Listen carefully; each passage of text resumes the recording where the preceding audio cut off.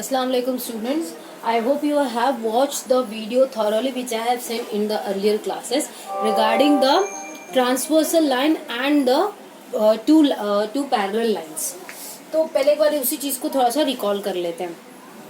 Whenever we talk about any two lines, हमने इससे पहले भी बात की, जब हम टू लाइन्स के बारे में बात करते हैं तो वो दो लाइन कुछ किसी भी तरह से हो सकती है. वो दो लाइन कुछ इस तरह से हो सकती है, ठीक है. वो दो लाइन कुछ इस तरह से हो सकती है, ओके. और या फिर ये परपेंडिकुलर भी हो सकती है. इसका मतलब क्या हुआ, या तो वो दोनों लाइन पैरेलल चल रही हैं, ठीक है, या फिर वो दोनों लाइन एक दूसरे को कहीं ना कहीं जाकर इंटरसेक्ट कर रही हैं. So over here we are talking about two lines. But what happened when these two lines are being intersected by another third line? Okay? अगर ये दो लाइन को कोई तीसरी लाइन इंटरसेक्ट करे तब क्या होगा, ठीक है. तो तब हम उसे कहते हैं ट्रांसवर्सल लाइन. व्हाट वी से, ट्रांसवर्सल लाइन. अब इसके लिए दो चीजें हैं वो बहुत जरूरी हैं. एक कि ट्रांसवर्सल लाइन जो है वो किसी भी दो या दो से ज्यादा लाइन को इंटरसेक्ट करेगी. मतलब अगर मैंने एक ये लाइन बना ली, ओके, और एक ये लाइन बना ली, ठीक है. अब इन दोनों को लाइन को इंटरसेक्ट करना है तो ये कर दी, इंटरसेक्ट कर रही है.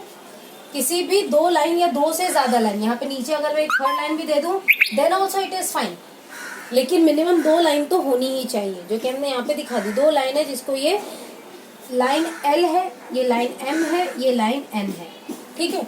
तो लाइन L क्या कहलाएगी, transversal. Why, because it is intersecting line M N और we can say line P also. Alright. पर एक कंडीशन है यहाँ पे जो सेटिस्फाइड होना बहुत जरूरी है. वो क्या है, देखो अभी हम एक बार इस लाइन को थोड़ी देर के लिए भूल जाते हैं, ठीक है. We are only talking about line M N N. अगर एक लाइन M है जो कि ये वाली है, ठीक है, कुछ इस तरह से, इस लाइन L को थोड़ा और अगर आगे बढ़ा दिया जाए तो ये कुछ इस तरह से हो जाएगी, है ना. ये M है, ये N है. अब हमने क्या कहा, ट्रांसवर्सल लाइन जो दो लाइन को इंटरसेक्ट करती है. तो देखो अगर मैंने एक लाइन यहाँ से पास ऑन कर दी जो कि है L, अब क्या इस केस में L इन दोनों का ट्रांसवर्सल कहलाएगा? Then the answer is no. Why? जब हम कहते हैं ट्रांसवर्सल लाइन तो दो या दो से ज्यादा लाइन को इंटरसेक्ट करना जरूरी है. वो दिख रहा है हमें, है ना. ये भी दो लाइन है, दो से ज्यादा भी है, दो लाइन है इंटरसेक्ट कर रही है. But it should intersect two lines at two different point. यहाँ पे आप देखोगे एक पॉइंट है ये और एक पॉइंट है ये, दो अलग अलग पॉइंट पे इंटरसेक्ट कर रही है ना. M को पॉइंट A पे लेट्स से इंटरसेक्ट कर रही है, N को पॉइंट B पे इंटरसेक्ट कर रही है. पर यहाँ पे क्या हो रहा है, M और N मान लो ये पॉइंट O है, O पे एक दूसरे को इंटरसेक्ट कर रहे हैं और लाइन L भी उसी पॉइंट पे इंटरसेक्ट कर रही है. एक ही सिंगल पॉइंट है जो L है, लाइन L M और N को एक ही पॉइंट पे इंटरसेक्ट कर रही है, that is point O. So in this case this can not be said to be as transversal. ये ट्रांसवर्सल नहीं कहलाएगी. ट्रांसवर्सल लाइन वो होगी जो दो या दो से ज्यादा लाइंस को दो या दो से ज्यादा पॉइंट्स पर इंटरसेक्ट करे. कितने पॉइंट्स पर इंटरसेक्ट करेगी, depending on to the number of line. मतलब अगर तीन लाइन है तो ट्रांसवर्सल क्या होगी, तीन अलग अलग पॉइंट पे इंटरसेक्ट करेगी. अगर फोर लाइन है तो फोर पॉइंट्स पे इंटरसेक्ट करेगी. Got it. तो ट्रांसवर्सल के लिए हमेशा ध्यान रखिएगा, transversal a line which is intersecting two or more line at two or more than two different points. Okay. दो लाइन को इंटरसेक्ट करती है, दो से ज्यादा इंटरसेक्ट करती है, बट या दो पॉइंट्स या दो से ज्यादा points, it depends on to the number of line. जितने नंबर ऑफ लाइन होंगे उतने ही ज्यादा इंटरसेक्शन पॉइंट्स बनेंगे, ठीक है. अब इस इंटरसेक्शंस की वजह से हमें कुछ पेयर ऑफ एंगल्स मिलते हैं. So now we will talk about that. Let's see. So here I have drawn two diagrams, this one and this one. What is the difference? दोनों में डिफरेंस क्या है?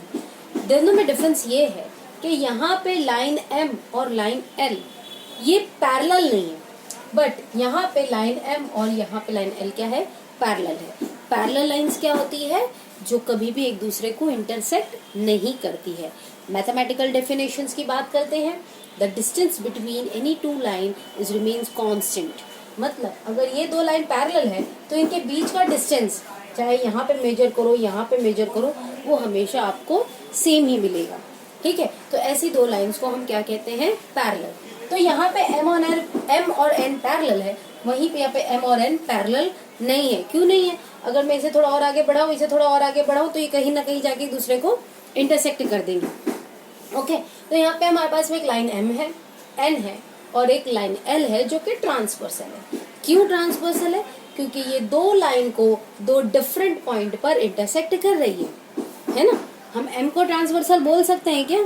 नहीं बोल सकते हैं। क्यों नहीं बोल सकते हैं? क्योंकि देखो ये लाइन यहाँ पर है, ठीक है, ये L को सिर्फ यहाँ पर इंटरसेक्ट कर रही है। हाँ, अगर मैं इसको और आगे बढ़ा दूं तब मैं कह सकती हूँ कि ये इसको इंटरसेक्ट कर सकती है, बट फॉर नाउ हम क्या कर रहे हैं, हम सिर्फ अभी L को कंसिडर कर रहे हैं as a transversal line. Okay, इस ट्रांसवर्सल की वजह से कुछ पेयर ऑफ एंगल्स बन रहे हैं। हम नाम देना शुरू करते हैं। Let's say this is angle 1, this is angle 2, this is angle 3, this is angle 4, this is angle 5, this is angle 6, this is angle 7 and this is angle 8। इस ट्रांसवर्सल की वजह से M और N पर कुछ पेयर्स ऑफ एंगल बन रहे हैं। इन पेयर्स ऑफ एंगल्स को हम कुछ टाइप में डिनोट करते हैं। ठीक है, अब देखो वो कौन कौन से टाइप है। एक होते हैं करस्पॉन्डिंग एंगल्स, करस्पॉन्डिंग एंगल, ठीक है, ये हमारा फर्स्ट है।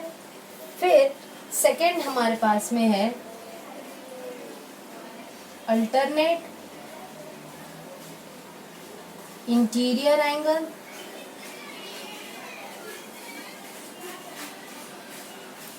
और थर्ड वाला हमारे पास में मिलता है अल्टरनेट एक्सटीरियर एंगल।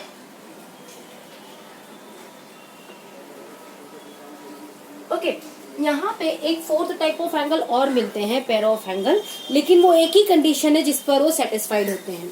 तो जब हम उस कंडीशन पे पहुंचेंगे तब हम उस एंगल की बात करेंगे। Right now let's talk about corresponding angle. Corresponding angles का मतलब हम कह सकते हैं कि हम एक को दूसरे से रेफर कर रहे हैं। ऑलराइट, करस्पॉन्डिंग एंगल जब हमें M और N पर बताने हैं तो बस याद रखिएगा कि किस तरह से इसको हम डिनोट करेंगे। करस्पॉन्डिंग है मतलब अगर आप जो ये ट्रांसवर्सल लाइन है उसके लेफ्ट राइट साइड में देखें या लेफ्ट साइड में देखें, ठीक है, राइट साइड में देखिए या फिर लेफ्ट साइड में देखिए। ओके, अगर आप राइट साइड में देखते हैं, ठीक है, तो M पर बनने वाला ऊपर बनने वाला एंगल, N पर ऊपर बनने वाला एंगल, ये एंगल यानी कि एंगल 1 और एंगल 5 क्या कहलाएंगे, करस्पॉन्डिंग एंगल। यहाँ पे एंगल 1 और एंगल 5 ये क्या कहलाएंगे, करस्पॉन्डिंग एंगल। मुझे इसे थोड़ा सा सही से लिखना चाहिए, it will be look good. Angle 1 और एंगल 5, अभी मैं यहाँ पे कॉमा लगा देती हूँ। एंगल 1 एंगल 5, अगर हम राइट साइड में देख रहे हैं ट्रांसवर्सल के तो ऊपर वाले एंगल, ठीक है, और फिर नीचे वाले एंगल का करस्पॉन्डिंग क्या होगा, एंगल 2 का करस्पॉन्डिंग क्या हो जाएगा, एंगल 2 नीचे की तरफ है तो नीचे वाला एंगल दैट इज एंगल 6। अब लेफ्ट साइड में चलते हैं, ऊपर वाले एंगल कौन कौन से हैं, यहाँ पे है एंगल 4 और यहाँ पे है एंगल 8, है ना। 4 का ऊपर पर वाले एंगल देखो, यहाँ 4 है और यहाँ 8 है। नीचे वाले एंगल की तरफ देखते हैं तो एंगल 3 है और एंगल 7 है, एंगल 3 और एंगल 7। ये जो पेयर ऑफ एंगल हमने बताए हैं दीज आर करस्पॉन्डिंग एंगल्स। अब बहुत इंपॉर्टेंट चीज बन जाती है कि ये करस्पॉन्डिंग एंगल कहलाते हैं, but if M is parallel to N, ये जो डिनोट कर रहे हैं ना, दो लाइन हॉरिजॉन्टल लाइन जो हम ड्रॉ कर रहे हैं, ये पैरेलल का सिग्नेचर है, ठीक है, ये पैरेलल का साइन।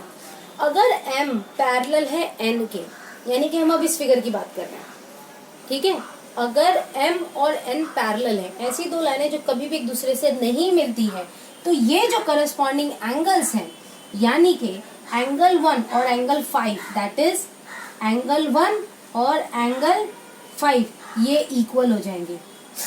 ठीक उसी तरह से एंगल 2 और एंगल 6 ये भी इक्वल हो जाएंगे। एंगल 2 यहाँ पर है तो एंगल 6 यहाँ पे बन जाएगा। अब एंगल 4 और एंगल 8 ये भी हो जाएंगे equal, that is angle 4 over here and angle 8 is over here. And in the same way angle 3 और एंगल 7 भी इक्वल हो जाएंगे, that is angle 3 and this is angle 7। वही एंगल बन रहा है ना, एंगल वही है, लेकिन अगर ये पैरेलल नहीं है तो हम सिर्फ कहेंगे कि ये करस्पॉन्डिंग एंगल्स के पेयर्स हैं। बट अगर m और n पैरेलल हो जाते हैं तब करस्पॉन्डिंग एंगल्स इक्वल हो जाते हैं। ओके, करस्पॉन्डिंग एंगल्स का बस यही देखना है कि अगर ट्रांसवर्सल के लिए लेफ्ट साइड देख रहे हैं तो ऊपर वाले एंगल ऊपर से, नीचे वाले एंगल नीचे से इक्वल हो जाएंगे। कब? जब m और n पैरेलल होंगे तब। Got it? नीचे आते हैं अल्टरनेट इंटीरियर एंगल पर। What is alternate interior? Alternate का मतलब ही हमें समझ जाना चाहिए। अल्टरनेट स्किपिंग हम कह सकते हैं, एक के बाद एक या स्किप कर रहे हैं। इस वे में हम क्या कहेंगे, हम ट्रांसवर्सल के अल्टरनेट कह रहे हैं। मतलब एक एंगल ट्रांसवर्सल के लेफ्ट साइड में होगा तो दूसरा एंगल ट्रांसवर्सल के राइट साइड में होगा। ठीक है, अल्टरनेट का मतलब क्या हुआ, अगर एक ट्रांसवर्सल के राइट साइड है तो दूसरा लेफ्ट साइड।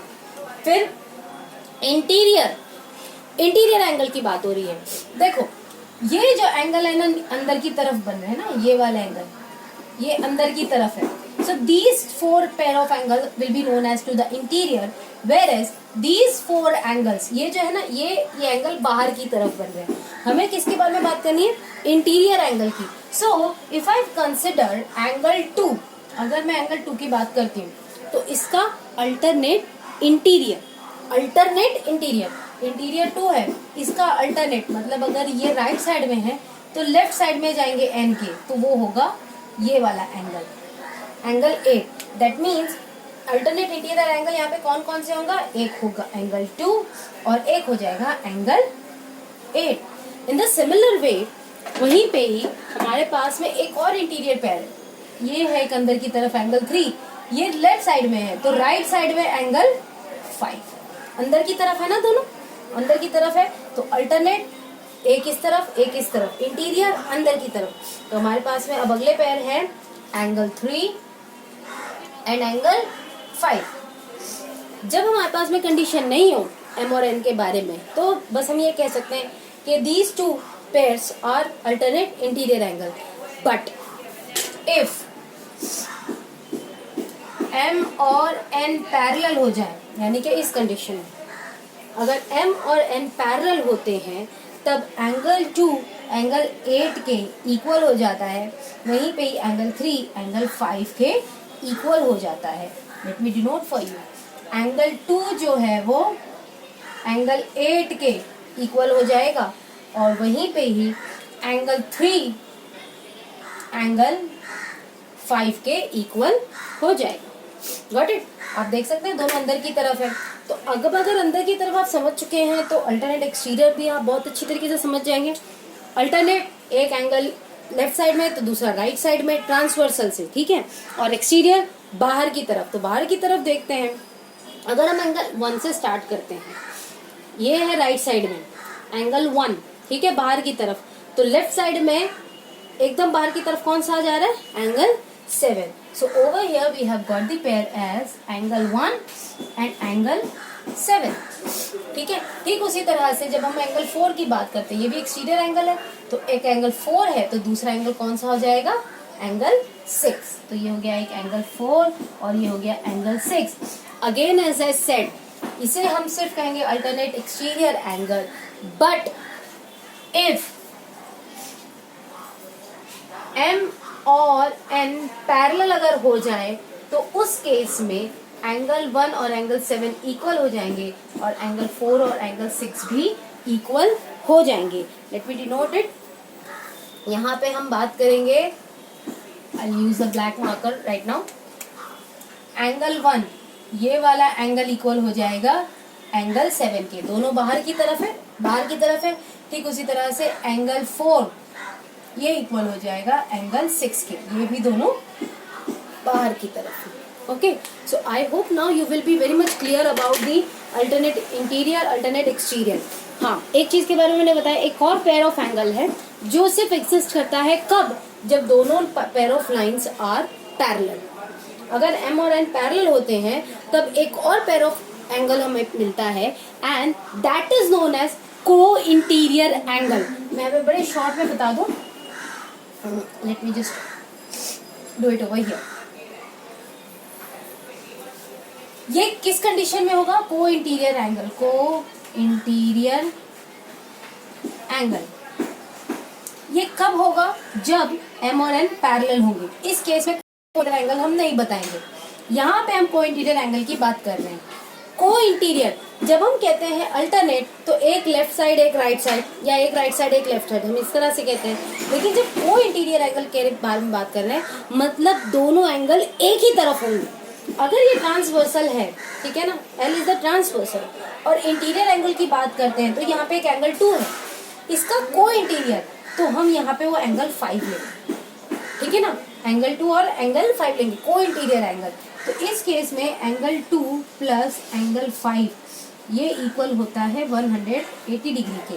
वहीं पे ही इस तरफ देखते हैं तो एक एंगल 3 और एक एंगल 8, एंगल 3 प्लस एंगल 8 ये बराबर हो जाता है 180 डिग्री के. को interior angle when m and n are parallel, then the sum of the co-interior angle will be equals to 180. Okay, so these are the some pair of angles which we get after taking two lines and having one transversal line on it.